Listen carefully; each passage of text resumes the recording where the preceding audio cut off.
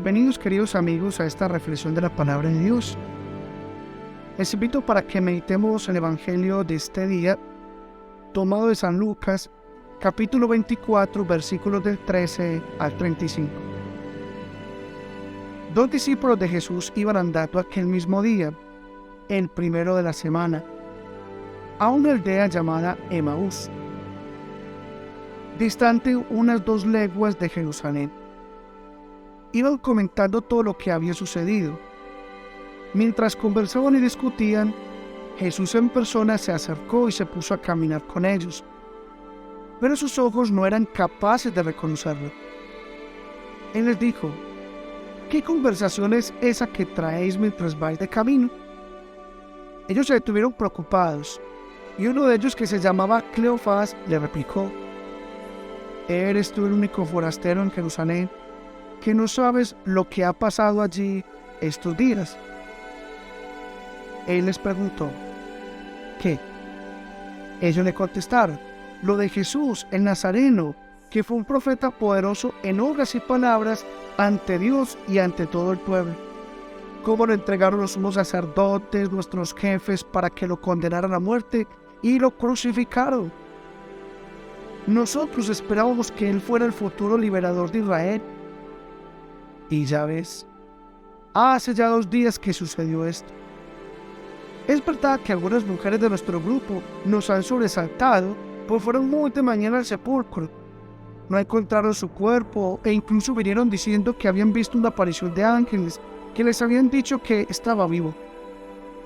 Algunos de los nuestros fueron también al sepulcro y lo encontraron como habían dicho las mujeres, pero a él no lo vieron. Entonces Jesús les dijo: qué necios y torpes sois para creer lo que anunciaron los profetas. ¿No era necesario que el Mesías padeciera esto para entrar en su gloria?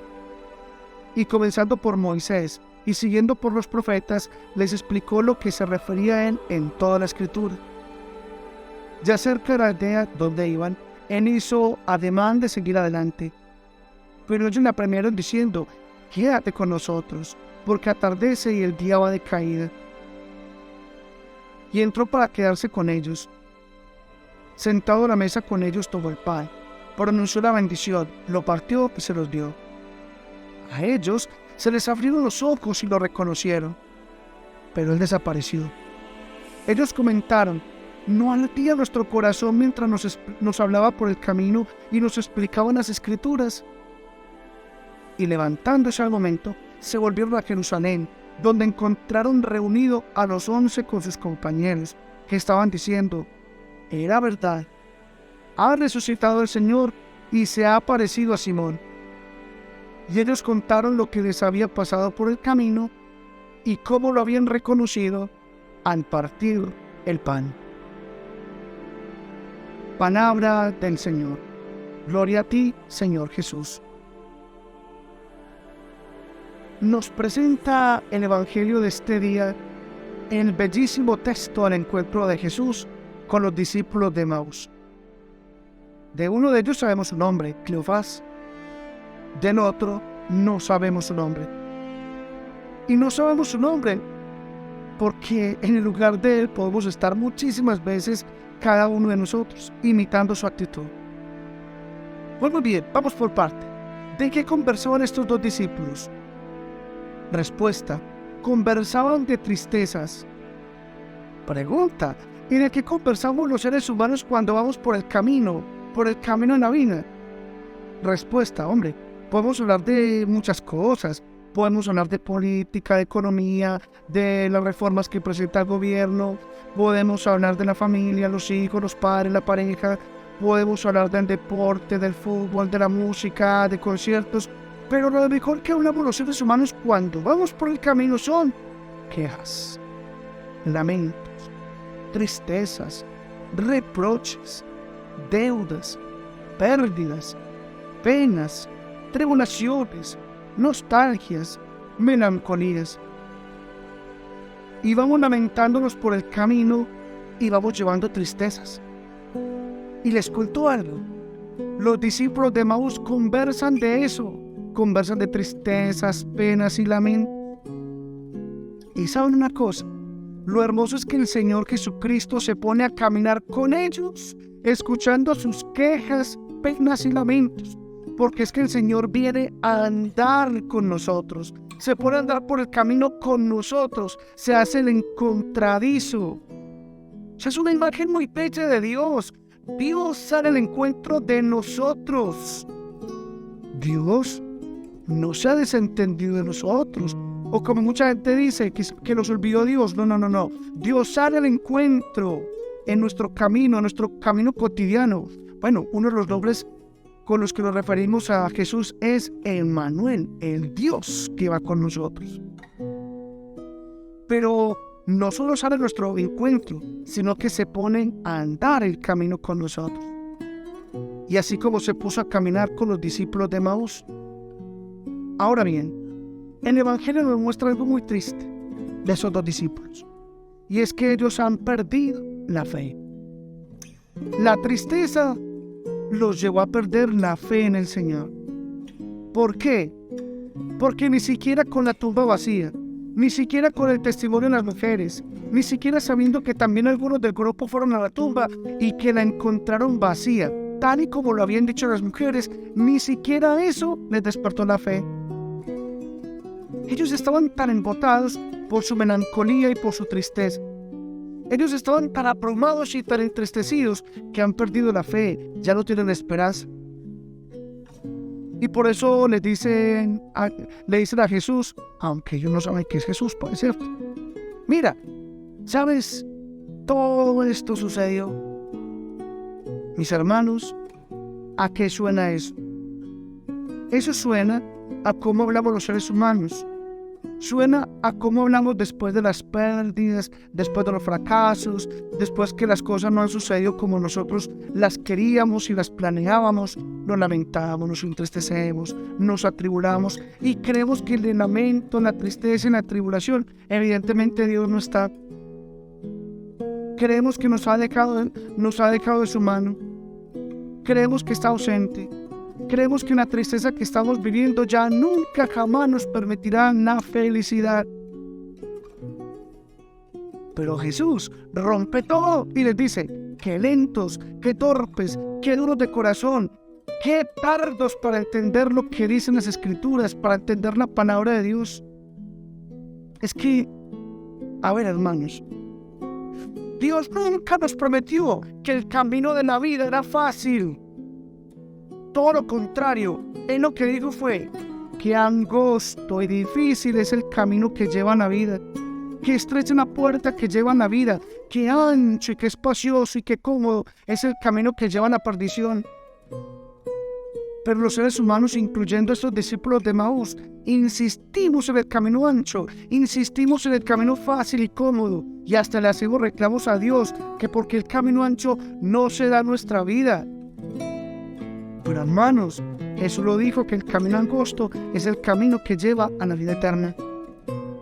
Pero repito, nosotros los hombres insistimos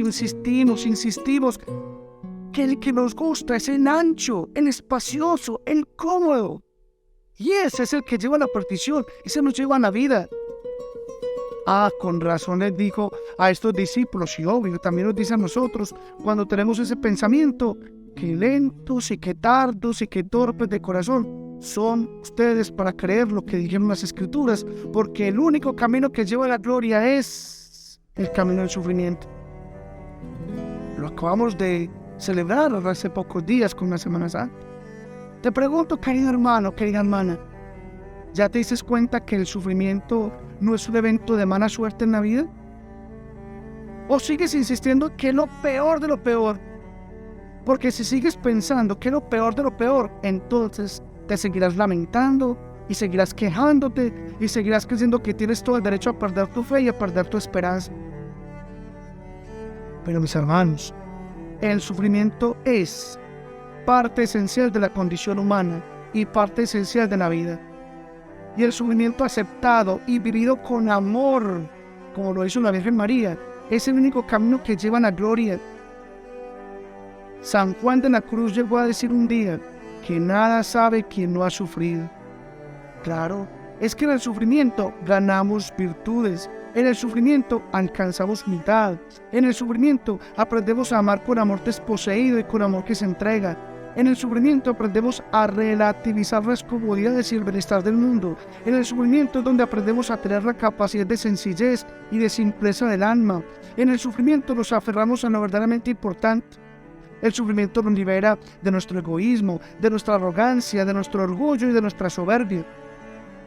El sufrimiento nos despoja de nuestra codicia y de nuestra avaricia. El sufrimiento nos hace dar cuenta de la ridiculez y la inutilidad de la abundancia humana y de la lujuria humana.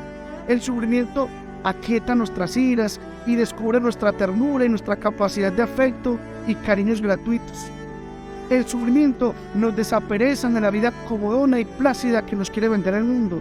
Y el sufrimiento nos da nobleza, dignidad y grandeza humana. Solo en el sufrimiento aprendemos a ayudar, a acompañar y a servir a los que sufren. El que no sufre, nada sabe, es un ignorante. Y eso no quiere decir que sea bueno sufrir, ¿no? No, todo lo contrario. El sufrimiento es desagradable, es penoso, es difícil. Pero el sufrimiento es la gran oportunidad de aprender aquello que nos enseñó Jesús, que cuando se hizo hombre vino a sufrir. Porque Dios, como es amor, sabe sufrir y sabe enseñarnos a sufrir el sufrimiento. Y ese es el camino que lleva a la gloria, y eso es lo que enseñan Moisés y los profetas. Porque toda la palabra de Dios nos enseña a vivir el sufrimiento como camino para la gloria. Por tanto, de ahora en adelante, cada vez que te acerques a la palabra, pregúntale a la palabra cómo vivir las penas de la vida. Porque uno no necesita sabiduría para vivir los gozos de la vida. Los gozos son fáciles de vivir. ¿Que te aplaudieron? Ah, bueno, te aplaudieron. Que te felicitaron, que una cosa salió bien, que ganó el equipo de tu alma, que tienes salud, que hoy no te duele nada levantarte. Eso es fácil de vivir. Pero la vida está llena de lo otro, llena de penas, llena de dolores, llena de frustraciones, llena de noticias y de realidades que no salen bien, llena de fracasos. Y entonces en esos momentos es cuando uno necesita que la palabra de Dios nos enseñe a vivir el sufrimiento como camino para la gloria.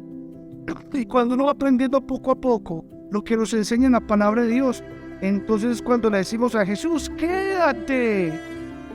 Sí, quédate con nosotros. Quédate con nosotros porque te necesitamos. Y esta petición les invito a que la tengan en sus labios. Quédate con nosotros, Señor. Quédate conmigo, Señor. Quédate que la tarde ya está cayendo, el día termina. Quédate con nosotros, nuestra vida cada día poco a poco se está apagando. Quédate, te necesito, quédate, te necesitamos. Pues bien, Jesús se quedó con ellos y celebra la liturgia de la Eucaristía. Y al partir el pan, les enseñó dónde lo iban a encontrar siempre. Y entonces ellos se llenan de gozo y alegría y desaparecen los lamentos y las penas. Porque la Eucaristía es el lugar de la alegría. La Eucaristía es el lugar del gozo. Es el lugar del alimento para un camino que es superior a nuestras fuerzas. Es el lugar del alimento para un camino que es demasiado largo para nosotros. Mis hermanos, solamente en la Eucaristía reconoceremos a Jesús realmente como es. Y solamente en la Eucaristía Él nos da el pan de la fuerza para recorrer el camino que tenemos que recorrer. Y al igual que los discípulos de Emaús, quizás físicamente no volvamos a ver a Jesús, pero eso sí, tenemos la certeza de que cada vez que el pan se parte en la Santa Misa, es Jesús quien está ahí presente. Y al igual que los discípulos de Emaús, inmediatamente podemos salir de nuestro encierro. Es más, los discípulos caminaron en dirección a Jerusalén para dar crédito de que era verdad, de que en verdad ha resucitado el Señor y se ha aparecido a Simón. Y claro, hermanos, ¿cómo no correr? Si les arde el corazón, ¿cómo no correr si están saciados del pan vivo bajado del cielo? Lo mismo tú, querido hermano, querida hermana, al alimentarte de Jesús, pan vivo, presente en la Eucaristía, ve y camina en la dirección de ese Jerusalén que te está esperando, el Jerusalén de tu familia, el Jerusalén de tu casa, el Jerusalén de tu trabajo, el Jerusalén de tu estudio. Ve y anuncia que Jesús está vivo y que realmente ha resucitado. Que el Señor nos bendiga a todos en el nombre del Padre, y del Hijo y del Espíritu Santo. Amén.